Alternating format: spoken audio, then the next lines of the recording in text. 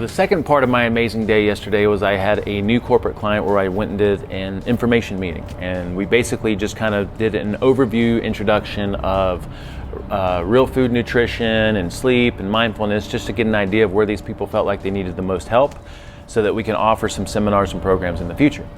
And I love getting in front of new people, because when we start to talk about our concepts, it's so counter-conventional wisdom and so against the norm, it just blows minds. And I think it's a breath of fresh air for most people, because we had a lot of laughs, a lot of smiles, a lot of really good discussion yesterday. And I think the big learning point from that was everybody wants the same thing. Everybody wants to be happy. And everyone wants to feel comfortable and confident in their body and their clothes and their skin and how they're perceived by other people. And everyone wants to have good health.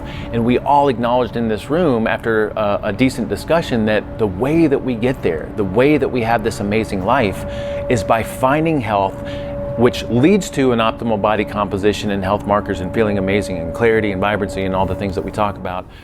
The way that we get there is we find health. And the big question is, how do we find health? Because there's so much information out there about what we need to do to be healthy.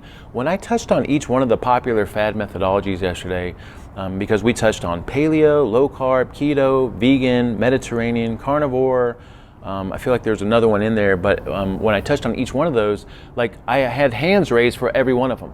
And we talked about how people were so convinced that their way of doing things was the right way. And we had this really good discussion around this idea that, like, if you really want to truly believe and understand what it is that you're doing and believe that what it is right, is you have to open yourself up to learning about other methodologies that you think you may disagree with, so that you can have that experiential knowledge and confirm or disconfirm, if that's a word, what it is that you think you know.